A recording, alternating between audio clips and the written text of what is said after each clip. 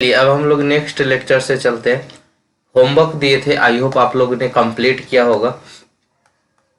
A rectangular beam width 100 mm is subjected to maximum shear force of 60 kN.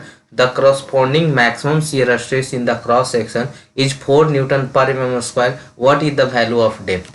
तो यहाँ पे बोल रहा है ना कि क्रॉस जो आपका एक रेक्टेंगल बीम है उसका विड्थ 100 mm का है, यानी बी का वैल्यू आपका 100 mm का हो गया। और मैक्सिमम शियर फोर्स जो है आपका वो कितना है, 60 किलो न्यूटन का है। तो आप इसको न्यूटन में कन्वर्ट कीजिएगा, 10⁻³ न्यूटन हो गया। मैक्सिमम शियर स्ट्रेस जो है इसका, यानी मैक्सिमम शियर स्ट्रेस किसको, टाउ मैक्स जो है वो आपका कितना दे रहे, 4 न्यूटन पर mm स्क्वायर दे रहे हैं। तो आप टाउ मैक्स का फॉर्मूला लगाएंगे तो क्या होता था, 3/2 इंटू टाउ एवरेज। ठीक है, टाउ एवरेज का फॉर्मूला क्या होता है, लोड अपॉन एरिया। तो हमको सब चीज पता है, टाउ मैक्स भी वैल्यू पता है, लोड भी पता है, एरिया में विड्थ पता है लेकिन डेप्थ नहीं पता है, उसी का वैल्यू को पूछा है। ठीक है, तो ये हो गया आपका क्या, 4 हो गया आपका tau max, 3/2 tau average load upon area. Load कितना है, 60 × 10⁻³ और एरिया क्या है, बी × डी।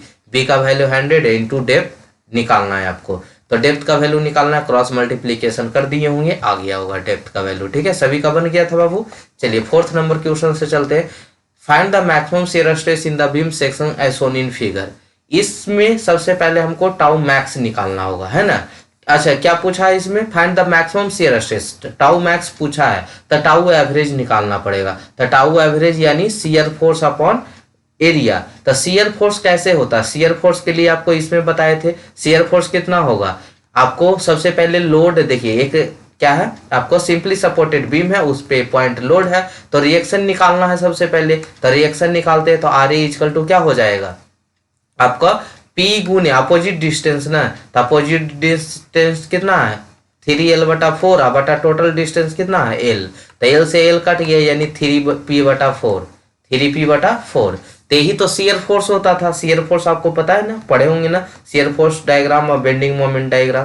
तो मैक्सिमम शियर फोर्स कितना है, तो एक सेकेंड इसको, तो मैक्सिमम शियर फोर्स कितना है, 3P/4 है। तो यहाँ पे पुट कर देंगे 3P/4। एरिया क्या होगा, B × H होगा। तो B कितना है इसका, B × H, और आपको निकालना है B और H का वैल्यू दिल है, नहीं दिल है तो उसी को पुट कर देंगे। तो टाउ मैक्स = 9 × 2 BH। तो ये अगर BH का वैल्यू दे ले रहता तो उसको पुट कर देते। एरिया क्या होगा, तो कोई भी रेक्टेंगल बीम है तो उसका B और हाइट होगा वो दे रहता तो उसको पुट कर देते, निकल जाता। आते हैं क्वेश्चन नंबर 5 पे। Simply supported wooden beam span 1.3 metre having a cross section 150 wide है, 250 डीप है, डेप्थ है, यानी B = 150 है और D = कितना है, 250 है।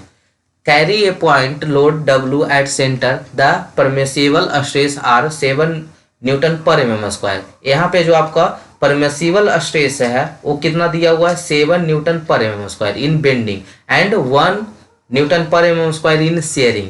बेंडिंग में 7 न्यूटन पर mm स्क्वायर है और बेंडिंग में कितना है, 1 न्यूटन पर mm स्क्वायर है। तो आपसे पूछ रहा है क्या यहाँ पे कि W का वैल्यू कितना होगा। तो W का वैल्यू कितना होगा, तो उसको निकालने के लिए दो गो दिल है, एक तो स्ट्रेस दिल है शेयरिंग में, एक दिल है बेंडिंग में। तो बेंडिंग के लिए कौन सा फॉर्मूला लगा देंगे, M/I σ/बाई ए फॉर्मूला लगा के निकाल लेंगे। और शेयरिंग के लिए क्या लगाएंगे, टाउ मैक्सिमम वाला फॉर्मूला लगा देंगे। और टाउ मैक्सिमम क्या होता है, 3/2 और टाउ एवरेज, ऐसे ये वाला फॉर्मूला लगा देंगे। तो चलिए दोनों फॉर्मूला से निकाल लेते हैं।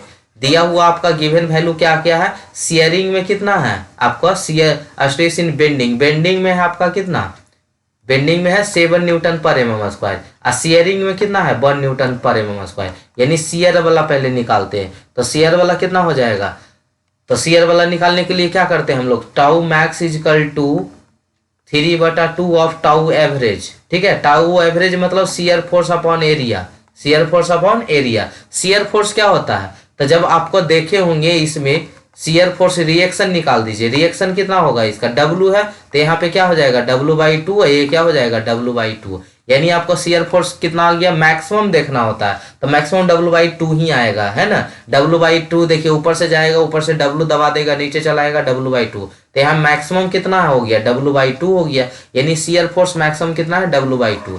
तो शियर फोर्स का वैल्यू आपका आ गया W/2।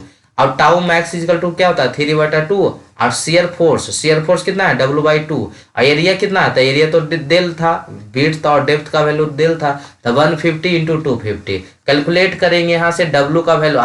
टाउ मैक्स शियर में कितना मोमेंट, शियर में कितना स्ट्रेस था, 1 था, तो 1 पुट कर दिए, W का वैल्यू आ गया। अब देखते हैं बेंडिंग में स्ट्रेस का वैल्यू कितना था, 7 न्यूटन पर mm²। मोमेंट क्या होता है, तो W इसका क्या था, WL/4 निकाल भी सकते हैं। यहाँ पे क्या था, W ऊपर से था, और इसका रिएक्शन कितना आया था, W/2। और W/2 इसका डिस्टेंस कितना था, 1.3 मीटर था, तो आधा आधा कीजिएगा तो कितना होगा, इसको आधा आधा कीजिए, W/2 इसका आधा कीजिएगा 1.3 का, तो 0 कितना आएगा, 65 आएगा। तो अब इसको गुना गुना कीजिएगा तो उतना ही आंसर आएगा, ठीक है। अच्छा मीटर में था तो उसको mm बदल दीजिएगा, तो 10⁻3। या डायरेक्ट भी फार्मूला हम लोग लगा सकते हैं, WL/4। तो WL/4 मोमेंट का वैल्यू लगाएंगे, तो WL का वैल्यू 1.3 गुने 10⁻3 है, 1.3 गुने 10⁻3 है बटा 4, ये m का वैल्यू हो गया। उसके बाद m/I सिग्मा/y होता है, तो हमको क्या निकालना था, W ना निकालना था, तो sigma into I/y is equal to m moment, ठीक है। तो यहाँ से सभी का वैल्यू पुट कीजिए। सिग्मा का कितना वैल्यू दिल था, 7 न्यूटन पर mm²। यहाँ पे एक सेकेंड देखिए, यहाँ पे ये आपका शेयरिंग में दिल था, ये आपका क्या था, 1 दिल था शेयरिंग में, और 7 क्या था बेंडिंग में। तो बेंडिंग में कितना वैल्यू हो, 7, तो ये वाला वैल्यू 7 पुट कर दिए। आई का वैल्यू BD/12 होता है, तो B हो गया, DQ हो गया बटा 12 हो गया। और उसके बाद बाई कितना होगा, तो डेप्थ कितना था, 250 ना था, 250 कितना था, डेप्थ कितना था इसका, डेप्थ दिल है 250, तो 250 के आधा कितना होगा, 125 ना, तो 125 हो गया, ठीक है। चलिए इसको कैलकुलेट कर लीजिएगा, यहाँ से W का वैल्यू निकल जाएगा। आई होप क्वेश्चन समझ में आया होगा, कोई दिक्कत।